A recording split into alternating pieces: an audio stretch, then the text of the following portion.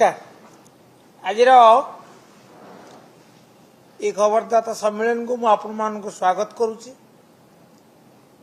आज प्रसंग एक स्पर्शकातर प्रसंग एवं आज प्रसंग रे सम्मेलन रे मो सहित अच्छा बीजेडी अनुभवी विधायक राजनगर विधायक सम्मान्य श्रीयुक्त ध्रुवचरण साहू महोदय। बंधुगण आपण अवगत गत काली केन्द्रापड़ा गोटे घटना घटी जहाँ वर्तमान ओडिशा चर्चा हो एक विराट अघटन घटी कौटी जिलापाल कार्यालय परिसर सौध भितर जड़े युवक आत्महत्या कर सीढ़ीर स्टेयर केस रेलिंग रे बेकरे गामुचा बांधी से आत्महत्या कर किए से युवक जड़े अनुसूचित जातिर युवक श्रीचंदन दास घर तांकर डेराबिस ब्लॉक घर तांकर बेणीपुर पंचायत राईतुंडी गाँ एबे किंतु समाने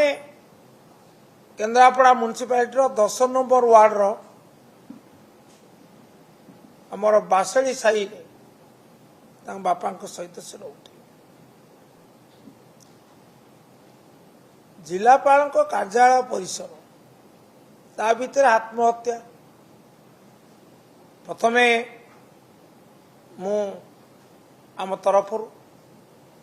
एवं आम सम्मान्य ध्रुव तरफ आम विजु जनता दल तरफ एवं आमर प्रिय नेता श्रीयुक्त नवीन पट्टनायक तरफ ये घटना आम गभीर समवेदना प्रकाश करुचु शोक संतप्त परिवार प्रति एवं ये प्रसंग आलोचना कला बेले अनेक गुड़े प्रश्न सृष्टि होउछि। मु धन्यवाद देवी गणमाध्यम और प्रतिनिधि मानू समस्त गणमाध्यम मुद्रित हो बा से दृश्यश्राव्य हो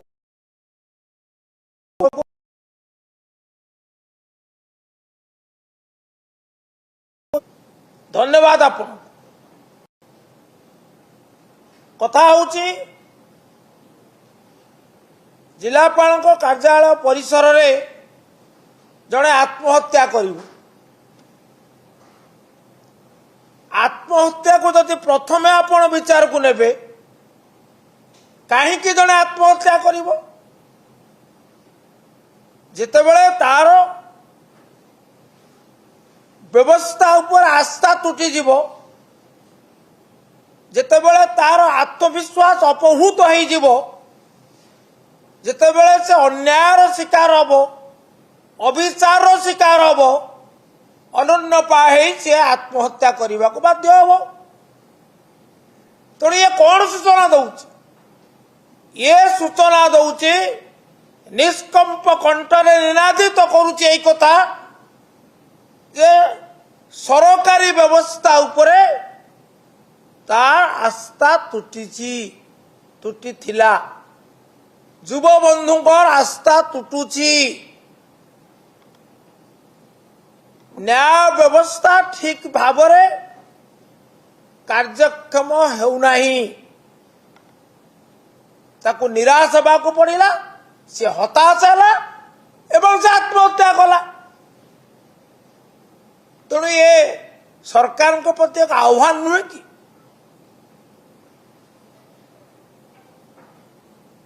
सरकार कौन कहते मुख्यमंत्री महोदय जे आम सरकार लोकंक सरकार ये को लोकंक सरकार नमूना कौटी अच्छे संवेदनशीलता ये हूँ दुर्भाग्य। ये प्रथम प्रश्न बेदरदी सरकार संवेदनहीन सरकार एवं संपूर्ण भाव अक्षमणीय भाव उदासीन सरकार त्रुटिपूर्ण व्यवस्था। द्वितीय कथा हूँ सरकारी दफ्तर जिलापाल कार्यालय सर्वोच्च सरकारी दफ्तर गोटे जिले सेठी जने आत्महत्या करिवो सुरक्षा व्यवस्था कौटी अच्छी। आमर तो प्रश्न होउची जे जदि एपरी त्रुटि रहिबो ताले सरकारंकर गुरुत्वपूर्ण नथिपत्र सब सुरक्षित तो कई जणे नहीं ताकू तो अटका जाई पारि थांता गोटे मूल्यवान जीवन तो रक्षा करा जाई पारि थांता ता हेला नहीं। कौन सी सुरक्षा अधिकारी नथिले जड़े भी तिले अघटन घटी न था। ये आउ एक त्रुटि की मध्य सामना को आणुचे सुरक्षा व्यवस्था रे त्रुटि सरकारी सौद सरकारी संपत्ति सरकारी नथी असुरक्षित। तापरे तृतीय कथा होउची सरकार सामान्य दरद अच्छी गतकाली ठारू घटना घटिला से परिवार वर्तमान असहाय तांकर बाबा एकदा चाकरी करथिले होमगार्ड भाव से मध्य आउ चाकरी नाहंती आउ ये जे शीतंदन दास जन अनुसूचित जाति वर्गर युवक ये आम्बुलांस ड्राइवर भाव जीविका निर्वाह करे तेणु अत्यंत असहाय परिवार मानविकता दृष्टि सरकार तरफ कई जड़े समवेदना प्रकाश कले कि अनुकंपा राशि प्रदान करिवार घोषणा कले कि कले नहीं दायित्वहीनता ता सागर संवेदनशीलतार अभाव ये जोड़े कथा स्पष्ट प्रमाणित।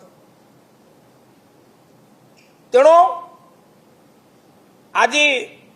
विजु जनता दल तरफ जिला बिजेडी सभापति नेतृत्व में गोटे बड़ प्रतिनिधि दल जिलापाल को भेटी तीनोटी दाबी करिछि जो दाबी सहित आमे एकमत। प्रथम दाबी है परिवार प्रति समवेदना प्रकाश करने सह अविलंबे सर्वनिम्न 10 लाख टंकार अनुकंपा राशि तक प्रदान करा जाऊ।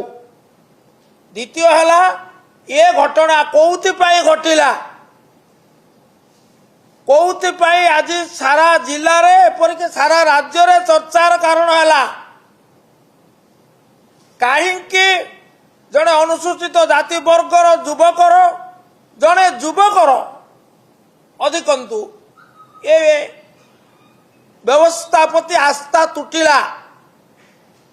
वारगला सरकार आस्पालन 2 वर्ष पूर्ति पालन करुँच यही कौन उत्तरदायित्व ये प्रश्न होमर एवं ता सहित सुरक्षा व्यवस्था जो त्रुटि रहा किए से अधिकारी कहीं विरुद्ध कार्य नहीं नहीं तार निलंबन सुतरां मु दाबी करे मो परे श्रीयुक्त साहू कहिबे अति संक्षेप शेष एतिक कथा कहवा चाहे जे अविलंबे सरकार अनुकंपा राशि सर्वनिम्न 10 लाख टंका प्रदान करंतु एवं ये घटनार तदंत कौन अपरिहार्य नुहे कि सत्य को सामना को आनिबा जो मृत्यु है अकाल मृत्यु है तार तदंत हवा जरूरी नुहे कि उच्च स्तरीय प्रशासनिक तदंत करंतु एवं सुरक्षा अधिकारी जी दायित्व रे थिले कर्तव्य त्रुटि पाई अवहेला पाई तांको तुरंत कार्यानुष्ठान अर्थात निलंबन करंतु ता नहले विजु जनता दल जनस्वार्थर जाग्रत प्रहरी भाव में कार्यरत केबे आकु ग्रहण करि पारिबो नाही आंदोलन करने को बाध्य हो आमर चेतावनी।